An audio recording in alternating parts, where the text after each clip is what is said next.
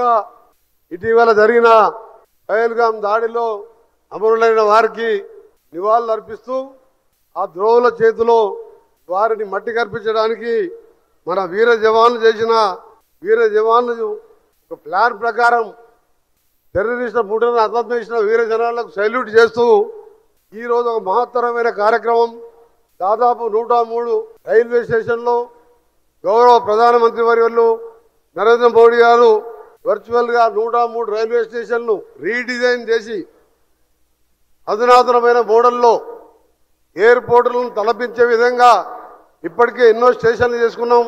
ఈరోజు మరొక 103 స్టేషన్లు చేసుకుంటున్న సందర్భంలో ఈ కార్యక్రమానికి ముఖ్య అతిథిగా విచ్చేసిన పెద్దలు గౌరవనీయులు సౌమ్యుడు కేంద్ర మంత్రివర్యులు కిషన్ రెడ్డి గారికి, అలాగే సోదరుడు అనిల్ కుమార్ యాదవ్ గారికి, శాసనసభ్యులు బిర్లా ఐదే గారికి, అలాగే జిఎం రైల్వే అరుణ్ కుమార్ జైన్ గారికి, రైల్వే అధికారులకు, వేదిక పైన ఇతర నాయకులకు, మా అక్క చెల్లెళ్లకు మీ అందరు కూడా హృదయపూర్వకంగా నమస్కారాలు తెలియజేసుకుంటూ ఈరోజు బేగంపేట రైల్వే స్టేషన్ చూస్తుంటే నిజంగా నమ్మలేకపోతున్నాం. అదొక మనం చిన్నప్పటికెళ్ళి చూసే రైల్వే స్టేషన్ అది.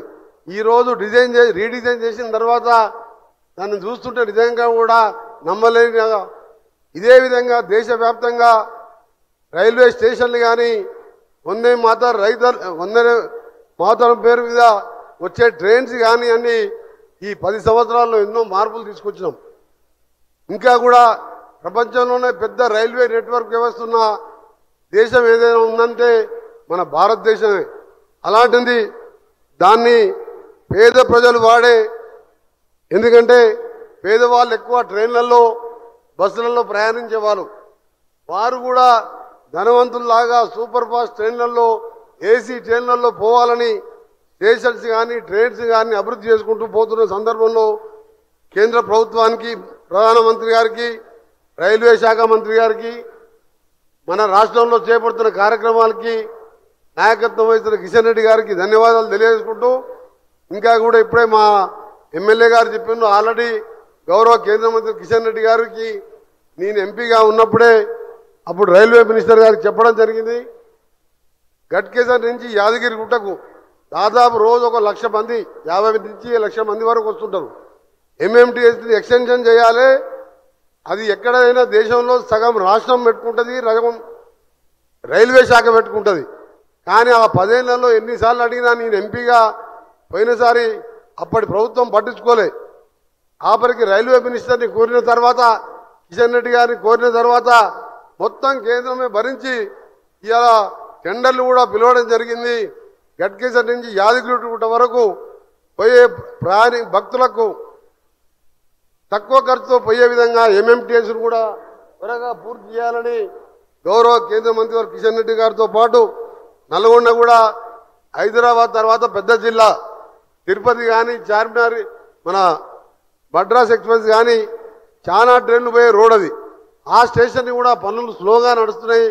దాన్ని కూడా వేగవంతం చేస్తూ మిర్యాలు కూడా ఒక కమర్షియల్గా రైస్ మిల్ లేని ఏషియాలోనే పెద్ద సెంటర్ కాబట్టి ఆ స్టేషన్ కూడా అభివృద్ధి చేయాలని గౌరవ కేంద్ర మంత్రులు కిషన్ రెడ్డి గారిని, ఇంకా కూడా తెలంగాణ అభివృద్ధి విషయంలో మొన్ననే గడ్కరీ గారిని తీసుకొచ్చి దాదాపు 6,000 కోట్ల రోడ్లకు కొన్ని ప్రారంభోత్సవాలు, కొన్ని శంకుస్థాపనలు చేసుకున్నాం.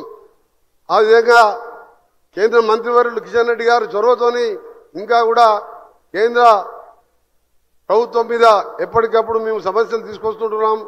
వారు కూడా మాకు సహకరిస్తున్నందుకు ధన్యవాదాలు తెలియజేసుకుంటూ ఈ గట్కేసర్ లైన్కి సంబంధించిన ల్యాండ్ ఎక్వేషన్ ప్రపోజల్ పంపించండి.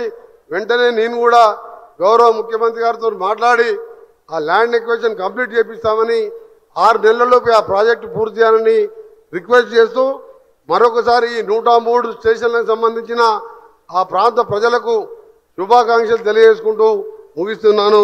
జై హింద్.